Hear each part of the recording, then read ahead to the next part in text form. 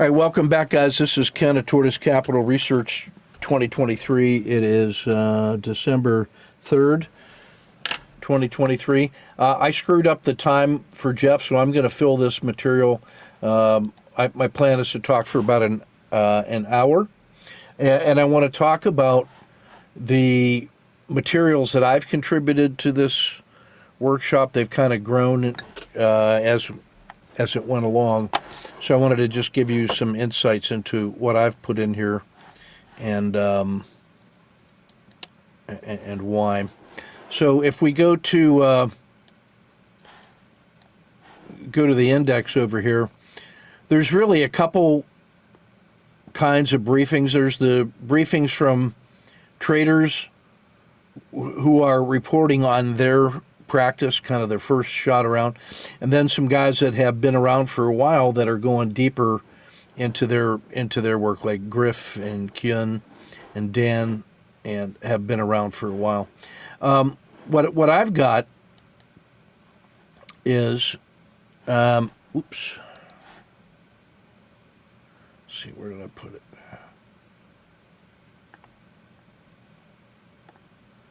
Critical states. Maybe it's this one here. Hold on.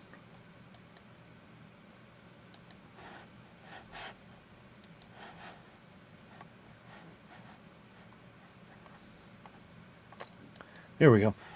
So what I've got is a list of 24 topics that have grown, and then everything that has a live link to it is a separate briefing already. These other ones were topics that I wanted to cover, but which I found myself covering in these selections down here. So you're going to find most of the topics here expressed in these sessions. So what I want to do is what I thought I'd do is hit the highlights of these and give you a preview of coming attractions, sort of a executive summary of things and why they're on my mind. So I'm gonna dive right in.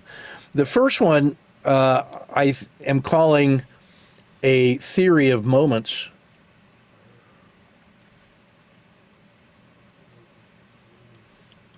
Because that's an idea that's been coming together for me in the last 2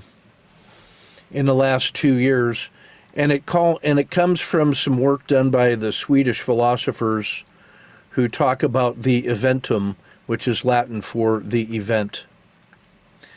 And this is associated with the work on storytelling. And one of the things that happens in storytelling is that we've got 7 principles of true storytelling. And the Danish philosophers have been working on this in terms of storytelling, but also in connection with their work on Aristotle and what he calls the protreptic. Protreptic is a style of coaching that was done by Aristotle back in Athens. And the idea was that the philosopher kings didn't have anybody that they could trust. They didn't have a free press. There was very strict economic and social classes that put boundaries between people. So the philosopher king is sitting on the top of this social conservative population, and there was nobody down here that they could trust to give them advice, because everybody had their own interests, or they were yes men, or they were trying to unseat the tyrant, the king, the dictator. And so this guy wanted to be better, and how could he do it? So you had a set of philosophers over here who, through their behaviors, showed that they were not interested in becoming the king. They did not want to become the king. Instead, they were working on the eternal truths about how to live in the world and how to lead the people. And because they were Greeks, they were very practical. And so the question became, how do we develop these philosopher kings through education? How do we do that? So Plato's Republic was a discussion of the organization of a well-ordered society built on philosophical principles, and part of it was the idea of the philosopher king. And from the idea of the philosopher king came the idea for the protreptic, which is a style of coaching. So I want to contrast that with other styles of coaching, like sports, business, life, performance. In each of these styles of coaching, what is common is that you have an expert in either the activity and in teaching. And they have become students and experts in what it takes to do those things. And from their expertise, they add expertise in teaching in order to translate that expert knowledge into the athlete or into the student or into the CEO. And so this is very domain-specific expertise plus the expertise on teaching and coaching. Well, the problem with the philosopher kings is that each of these guys was a rugged individualist, and their path up the chain to get into that position was unique. And there were no teachers who had done what they had done who could have the expert knowledge in what to do that would be reliable to these guys that they could trust. So having to overcome the uniqueness and the trust problem is what set the conditions for developing the protreptic coaching that Aristotle modeled. And so the role of the coach in protreptic was not to install knowledge, proven knowledge into that, but it was really to assist the king in his own self-development. And the idea was that the protreptic coach would take these positions around the topic the king wanted to talk about. So the king would decide what the lesson was going to be about. The king was asked to draw a line between public and private and to bring things that were on his mind into the public domain and put it on the table. And then the king would define what it was he wanted to talk about and for how long he wanted to talk about it. And the king would start with a description of the key terms and the ideas and the challenges that were on his mind. And then that became the subject of what would go on the table. And then the protreptic coach would take the position that the king was the expert in his own life and in his own knowledge, and the king was going to be the decision maker on what to do, if anything, and the king would decide when enough was enough. And so the protreptic coach would simply be in a position to say, from this perspective, let me ask you some questions about what you mean. When you say this, what is it that you mean? And it would cause the king, almost like in a Socratic dialogue, to go through a process of saying new things and reacting to the good questions that the protreptic coach would offer. And then the protreptic coach would then move to a new position and say, well, based on what you just said and what you've said before, how about from this perspective, what does it mean? And what does it mean? And so the protreptic coach would take this series of alternate positions around the topics that were on the table and simply ask the king to clarify what it was that was on his mind in his own words, with the idea that the king would use the give and take in the dialogue to refine his own understanding of what he meant and where his ideas would go. And when the session was done, that was it. There was no judgment about it, no assessment about it, other than to say that the king was satisfied that he had been able to explore the space around his central ideas through the use of the protreptic coach. And that was the only standard by which that session could be judged, was that the protreptic coach offered interesting, surprising, new questions to consider from different points of view that would show the king new sides of the body of knowledge that he had offered. So the king was used to looking at his own ideas from his perspective and thinking about it, so he was engaged in reflective thinking, but he couldn't get outside of himself. So the protreptic coach offered these other points of view. That is the basis of protreptic. Well, I say all that simply to say that this leads to the Danish philosophers who have modernized Aristotle's work in the new protreptic to talk about the power of the event, or the eventum, which is related now to true storytelling, which says first, we're going to be truthful and transparent, and then we're going to listen to all the voices, and then once we've done that, we can go in and start reworking the plot and looking at it from different points of view. And we can take a look at the actors, and we can take a look at the themes, and we can take a look at the setting, the stage. And we can help along the way, and then once we've done those four things, we can then reflect on the restorying that we've done in these 4 steps in the middle.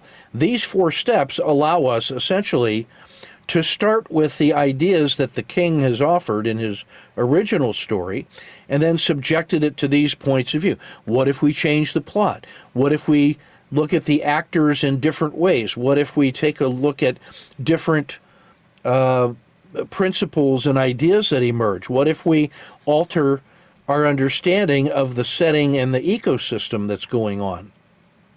Well, those are the things that the protreptic coach is doing inside this process, and then the king engages in his own reflective thinking about all of the new insights that come from doing the restorying, and it's being conducted in an environment in which we place value on trust, collaboration, and listening in order to make this meaningful when we engage in those 4 steps.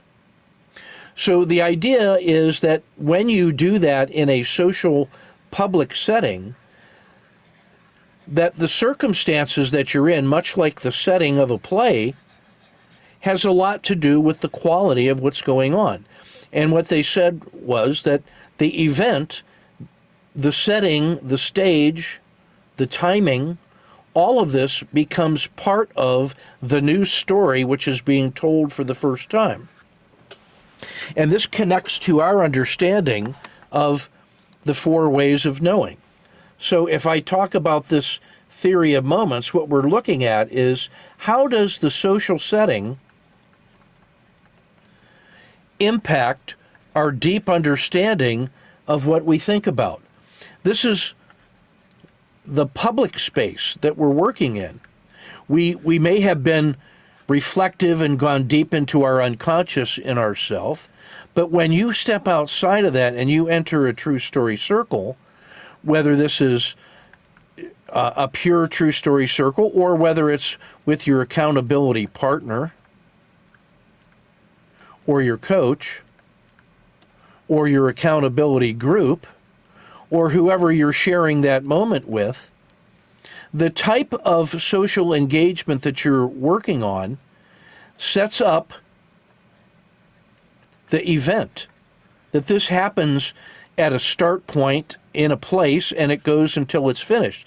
So both the time and the place become actors in the social setting, in this public space, and that's where the theory of moments comes in. It shows that there is now a respect for the contributions of the stage and the other actors and the process you're going through, your social contract about how you're going to conduct yourselves in this group. So now the agreements of the participants and the circumstances that get them in there now become part of the play, part of the understanding. And so when you start engaging from your inner work in that public space, you now get to see how that acts in a new way. You see yourself in a different way in public than how you are in private with your own secret thoughts. And that's what the theory of moments is really all about, is how all of this social space is now beginning to impact the way we think about the things that are on our mind. So when we talk about the 4 ways of knowing, what we're talking about is propositional knowledge, in which we are formally developing theories and facts and hypotheses. This is the knowledge of the head. In our walking man, this is also the knowledge of the head.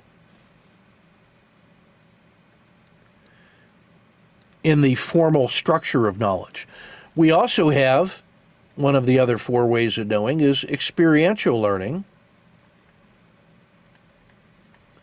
which is the learning that comes from doing, which in our walking man model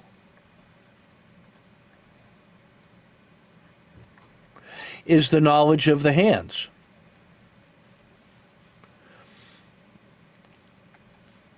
It is the knowledge of the hands that teach us how to do things. It puts the knowledge of the head into action. There are things that we learn that we can only learn from doing them.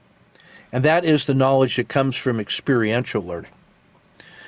Then there is the theory, there is the practical knowledge,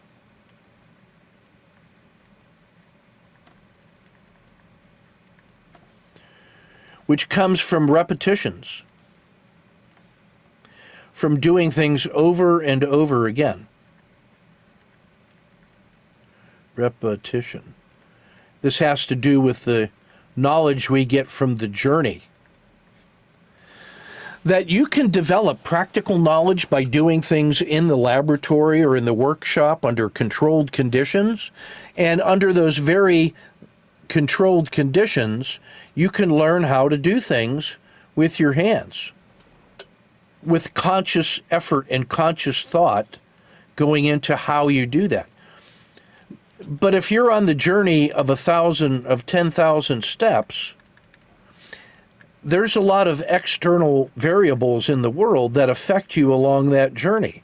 It's other people, it's time of day, it's how old you are, it's your previous experiences, it's the weather, it's different actors. So it turns out that each one of these little moments changes the setting, and you have to learn how to do the things that you've learned to do in the laboratory in the real world over an extended period of time, maybe even when you don't feel like doing it. So this is what we would think of. This practical knowledge is the knowledge of the feet, which comes from learning how to do it under each and every different circumstance, how you build up the calluses and the thick skin and the simplified processes that allow you to do well even if you don't feel good. So this is experiential learning, but really taken to a new level. The practical knowledge that comes from knowledge along the way. The final thing is the fourth way of knowledge is the knowledge of telling. Telling the story about your head knowledge, your hand knowledge, and your foot knowledge. The telling of it, storytelling, is when you try to put those concrete understandings of doing, you try to do that into presentational knowledge when you talk about. And this is the knowledge that comes from trying to communicate your story to others. The first three pieces of knowledge have to do with how you yourself understand it in your head, hands, and feet along the way towards your better identity, which is your knowledge of your heart, right? And trying to realize your values. But in storytelling, you're actually concerned with trying to communicate that knowledge in words and actions to other people who have all come to this location from different directions. And so your story and how you tell it is going to change as a function of how you perceive who they are and how they learn, and you change your story to accommodate the people that are in the circle with you. This is very much related to the event that we just heard, how the settings and the other actors will change your story. When you see yourself telling your story in a new way for the first time, you may actually hear the story told in that way for the first time and gain an insight because of your effort to tell it in a different way. So the net effect of the four ways of knowing and the walking man and the true story circles are complete because the true story circle, where you're trying to tell your best truth about your journey so far, causes you to understand your work and your story and your knowledge in a new way, never before seen. And it's because of the gift of deep listening that comes from these other participants and your effort to try to be truthful with them causes you to understand your own work in a new way, and it gives you new insights that you can then take away from the true story circle and reflect upon it. And so this is very strongly connected. The four ways of knowing, the walking man, and the true story circles connects back to the theory of moments. And it tells us something important about protreptic coaching in the style of Aristotle, in the sense that after we have left the true story circle and maybe we move into a accountability circle, one of the great gifts that you can give to your accountability partner after they've told their true story about their work is that you can move into a slightly different space of accountability where you now start taking on the roles and responsibilities of being a good protreptic coach by representing your questions from your point of view to share with the person who just briefed their story. If we've got multiple people in our accountability circle, it becomes even easier to do that because each person is representing a different point of view, which simply comes from their experience and their training in life have brought them to this point of view, and now they can ask questions in a different way. And now your protreptic coach doesn't have to come up with 10 different points of view from 10 different life experiences.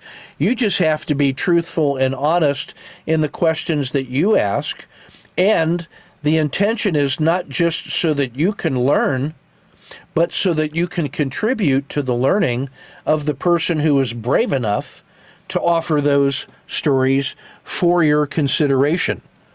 And then what we decide to do with those things, well, when you leave that circle and you act on it, you can decide how hard you want to work on that. And the next time you see that partner, you can share with him your feedback.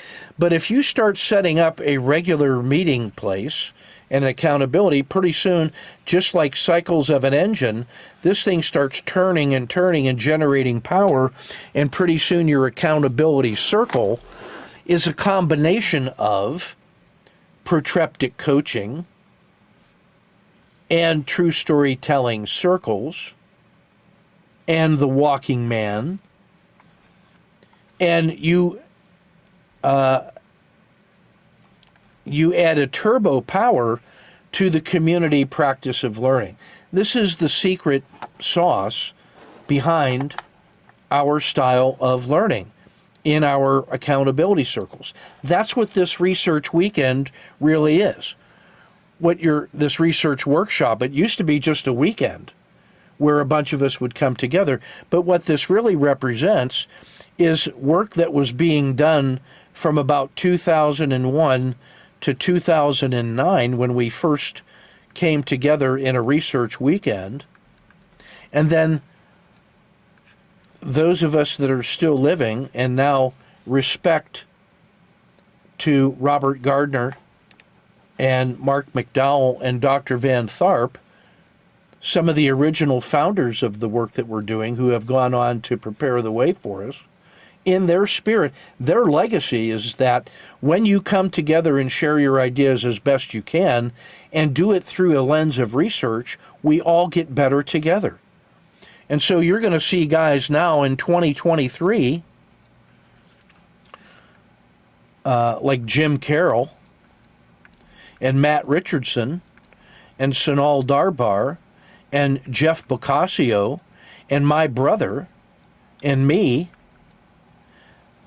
guys who have been here from the beginning through the original development of our ideas into the first research weekends, and who have been getting together every year since then to talk about our ideas.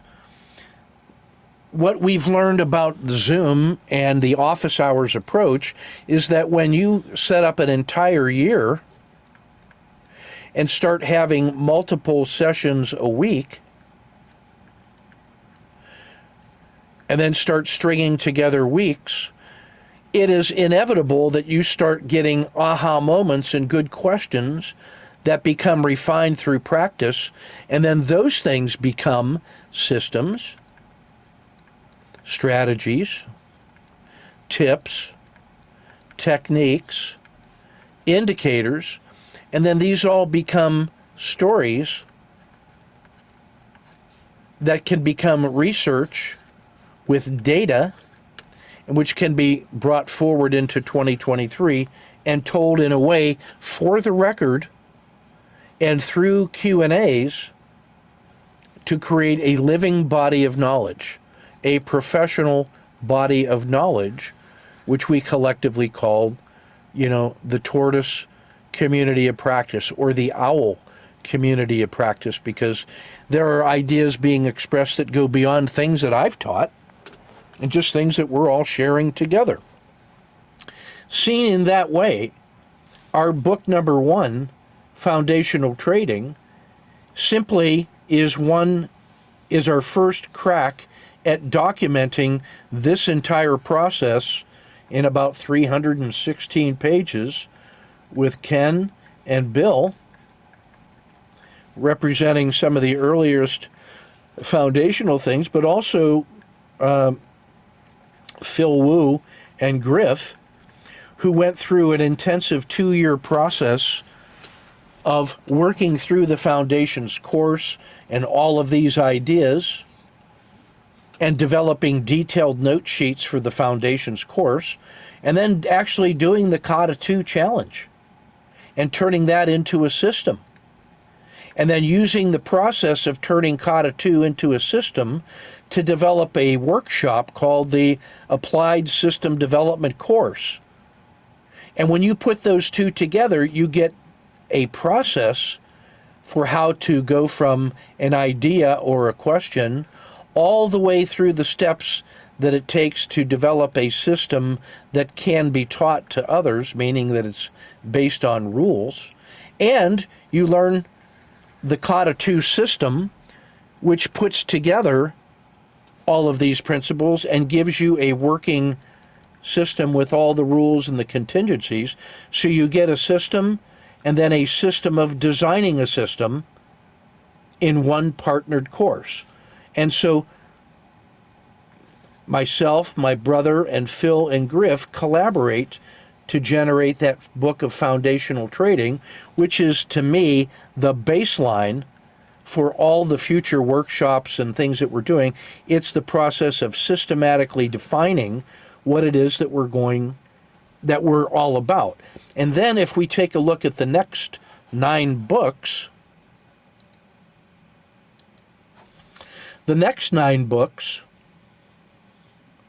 simply take the Foundations book with its 15 chapters.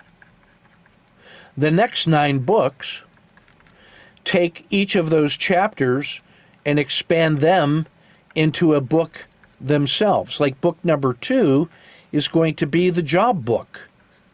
And in the job book, we've identified 75 skills that you have to master, and we're going to define what we mean by mastery.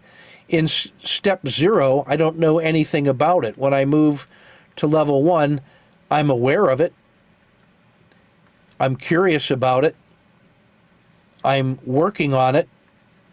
I understand it. I can apply it. And now I could teach it to others. So if I go through these and talk about them as levels of learning, I could take skill number 1, let's just call it the frog box, or auto framing.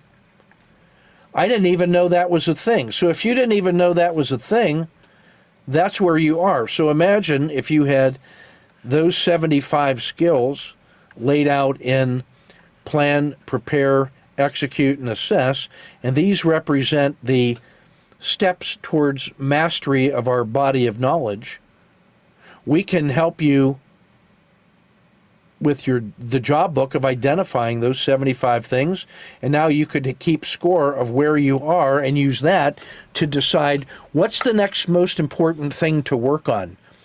Should I work on learning new things that I've never heard about, or should I work on things that I now understand and I want to apply? I'm going to tell you that much of the time, you want to minimize the number of things that you're working on until you can apply them. And once you've applied them in a system like the Kata 2, and you have a working model, now you're ready to go back and add some new things. But maybe you want to just work on going from 2 to 3 or 3 to 4 or 4 to 5. You're an adult, and you could have a coach, and you could make an informed decision about how to progress through all 75 of those things in a way that makes sense to you, given your previous level of experience and training. Everybody is walking this path on their own, and they have their own formative experiences and different. This is where you get to take into account your own unique perspective, take a look at what it is that we offer, and then form your own personal learning journey through the comprehensive set of skills. We owe you that in book number 2. Now that we have defined book number 1 and got it published, the Foundations book, the next step is to give you that job book so you can see the vast expanse of plan, prepare, execute, and assess, and then give you a way to self-assess so that we can figure out what's the next best thing for you to do. So if that's book number 2, what is book number 3 through 9? 3 through 9 is just increase. Book number 3 is the book of indicators and gauges. These are really the pieces and parts that it takes to build a system, that I need concepts, indicators, and gauges, and put those things into practice so that I can assemble a system. 4 through 9 have to do with styles, the core, swing, day trading, hybrid, and then coaching. So 4 through 9 is going to be much deeper dives into specialized bodies of knowledge based on types of trading. But books number 2 and 3 take the foundational concepts from book 1 and give you the skills map and the indicator map. So those next 2 we're going to have done in the next 3 months. Aggressive, but yeah. But it's going to build on book number 1. Now, we already have most of this material for books 4 through 9 in the various workshops. So books 4 through 9 are actually going to consist of workbooks that do a better job of documenting the pieces, parts, techniques, samples of the different styles of trading. We're actually pretty far along in doing that already. But books number 2 and 3 are how we connect the foundational concepts from book 1 into the practical applications. So I want to pay a tribute to the work of our predecessors, Bob Gardner, Mark McDowell, and Van Tharp. Each one of those guys were absolutely essential in turning me into the person that I am today. Bob Gardner was a professional money manager for 50 years, and he forced me into the world of evidence, of hard-nosed practical beliefs and teachability and battle drill. And it's because of his encouragement, his demand, we created this public body of knowledge, this place where people can come together and learn and work together, telling the truth. He was true storytelling before it was even a thing. And it's because of the amount of work that he and I did together that we said, hey, we've got to put this into the public space to make it available to other people, because it's not enough that just you and I know this. We need to make this public for others. And then Mark McDowell was instrumental in giving me the confidence and the courage to start doing my own workshops starting way back in 2009 in Kansas City, where we did research weekend where people could come in from whatever they were working on and show what their trading plans were and what ideas they were working on and what those results were. And then doing the live trading that would allow us to work together in public, learning each other's systems and showing how we traded in public with accountability together. And we've recorded all of those, and we have about 1,000 hours of our previous briefings and 1,000 hours of case studies on film showing us trading together.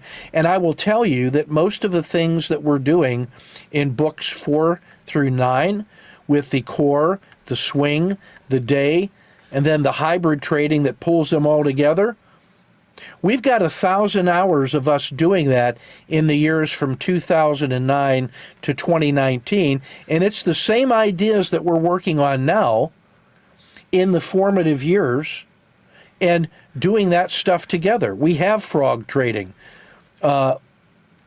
visual box trading, WMB3, what is now becoming sniper trading. All of those things we were doing and are on film with lessons learned and commentary so you can see the live trading. And the people that were doing this, these are the people that are here in this workshop: Jeff Boccaccio, Bill Scheidt, Sunal Darbar, Kyun, Wen, Bob Rourke, Jim Carroll, Matt Richardson.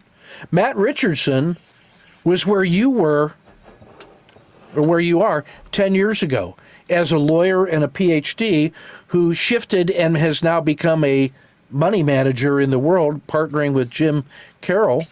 And he not only did he become an independent trader, he's managing other people's money at scale and formed an entire business operation around that in his 40s. So these are the folks that I want to give a hat tip to, along with Bob Gardner, Mark McDowell, and Van Tharp. These are the folks that have made the community of practice possible. And it's through their genuine courtesy and generosity that we're able to share these ideas together in a community of practice. This is unusual behavior in the trading community. It is not normal for traders to let you peek behind the curtain and see how they do things and what their strengths and weaknesses are, what their fears and weaknesses are, and how we can work together.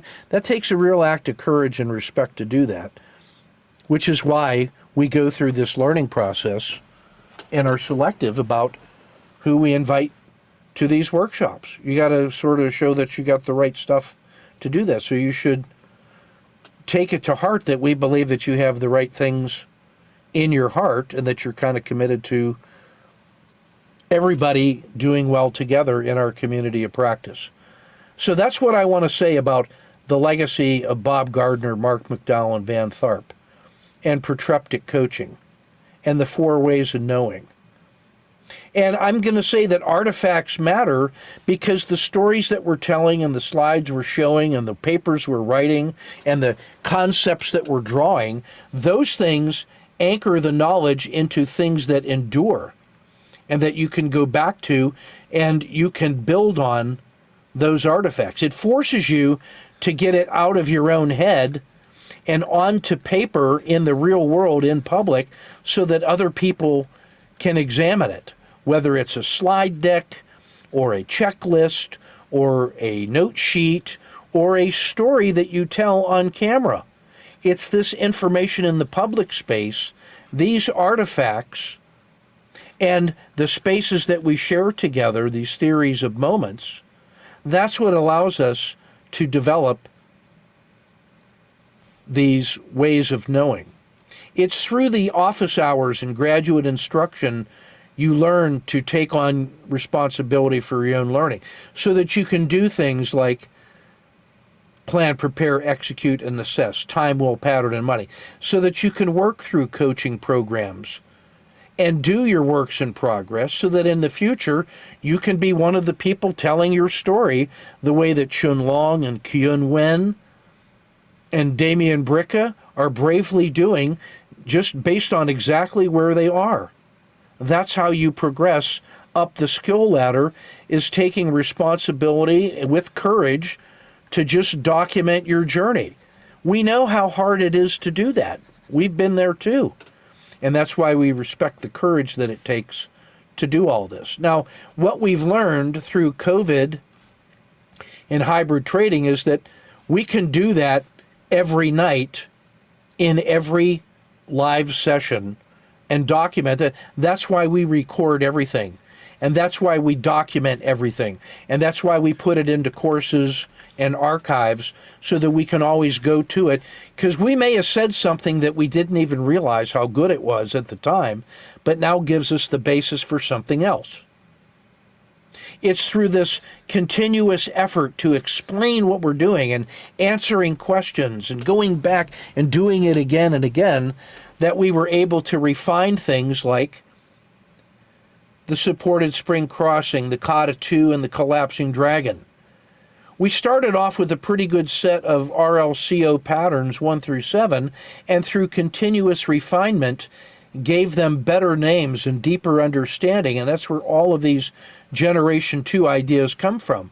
And the idea of the minimum manageable risk box and why that is so central into our understanding of the PSAR.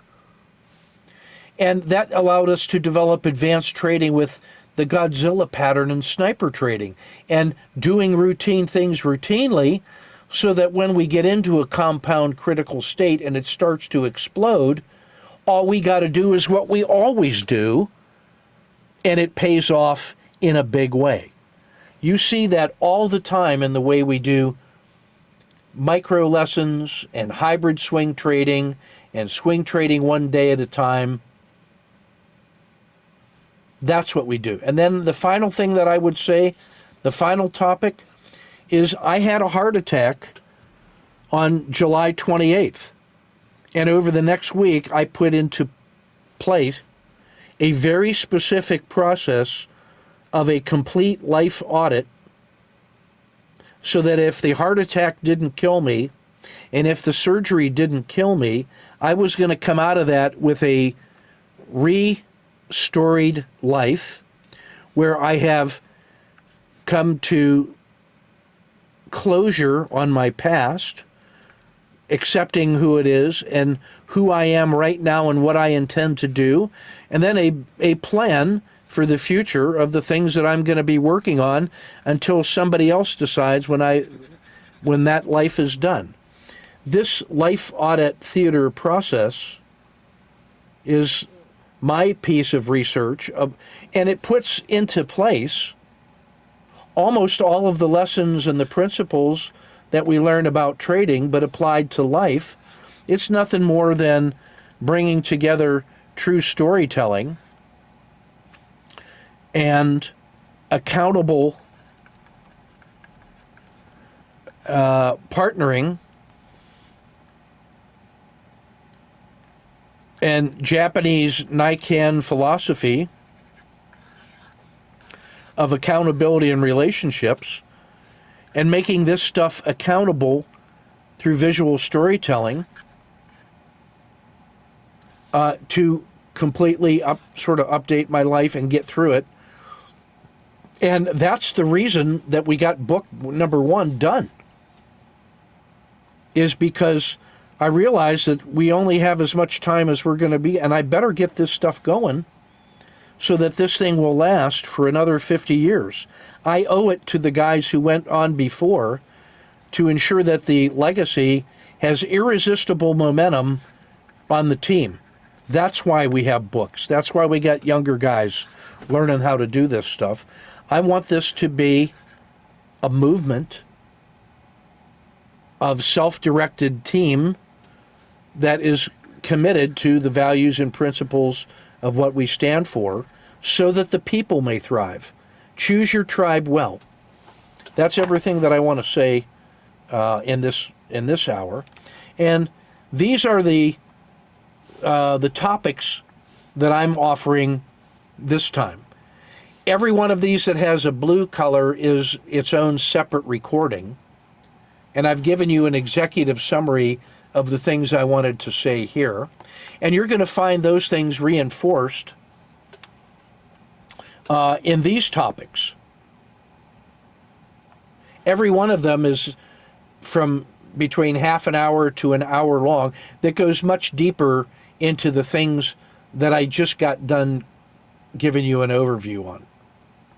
Like the one on ruthless risk management is brilliant.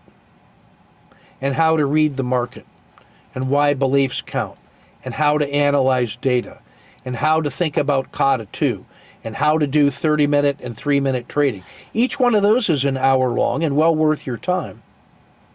The understanding the basic framework of regression lines and Bollinger Bands, how we got to this location.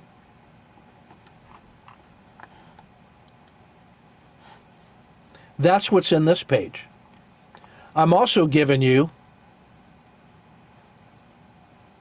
even more sessions that come from foundations lectures, hybrid trading lectures, office hours. This is a list of all the podcasts that I ever did over the last 15 years with the Tharp Institute. There is gold in those mines. even when I don't even spell it right.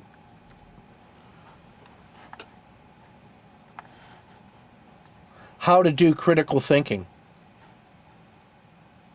The way I teach Army officers. A 90-minute session on protreptic coaching. You heard the short abbreviated version of it. This comes from the protreptic home study course that I did with the Danish philosophers, which is its own 10-hour certification course. And then in this session, the showcase, these are some of the best of the earlier live trading workshops that we've done, just as a legacy for you guys. So there's a full year's worth of work just in Research 2023.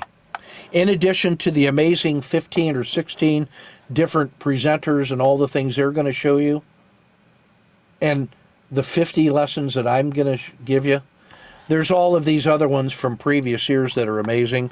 It'll take you a full year to do that, I think, to wade through all this stuff. And that's why Monday nights, I'm going to give you an hour of my time just for those of you that are doing Research 2023 to do an hour's worth of Q&A just on the things that came out of the research weekend. So you don't have to be in the foundations course, the creativity, but as you go through this course, Monday nights from 7 to 8 Central Time is when I'm going to have open office hours to talk about anything you want to talk about with respect to the research weekend. The coaching that I'm going to do in 2024 is I'm going to be working with office hours with people that are working on their own systems on a different night of the week, where we're looking strictly at how they're working on their work in progress, and I'm going to be coaching them in the workshop. So I want you to think about Research 2023 as coffee talk and a classroom experience around a table where we help clarify ideas. Then the coaching workshops are going to be where you're working on a specific system week to week on your work in progress, and you come in and you talk about what you're doing and where you need help and gain insights from other people that are working on their stuff. So it's going to be like graduate students doing their own work, and I'm going to coach you there. So a slightly different prospect. That's going to start, that piece is going to start in the first week of January so that we have fresh work in January. Now, if you want to do individual coaching with me and you don't want to engage with other people for whatever reason, not going to judge you, but that's what you want to do, I will also do individual coaching, and you can buy 10 sessions in a chunk, and that will never expire, and you can use them whenever you want. And we will just engage in one-on-one coaching. If you're going to do the small group coaching through the year 2024, that gets you 52 sessions of my time with a group of other people who are also working on their own projects, and now you have a research tribe working together on your material. You're coming in and driving those sessions on things that you are specifically working on. And that's different than office hours where I'm answering questions about workshops. That's you working on your project in a small group of other project workers.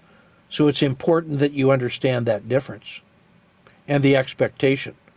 Like if you didn't do any work that week, your briefing that week is going to be pretty short. Now you get to listen and comment on what the other guys are doing, but you would have missed an opportunity to work on your own stuff. So it's an effort to try to help you develop the battle rhythm of doing routine things routinely and showing your work in progress and building the momentum and actually improving the things that you're working on.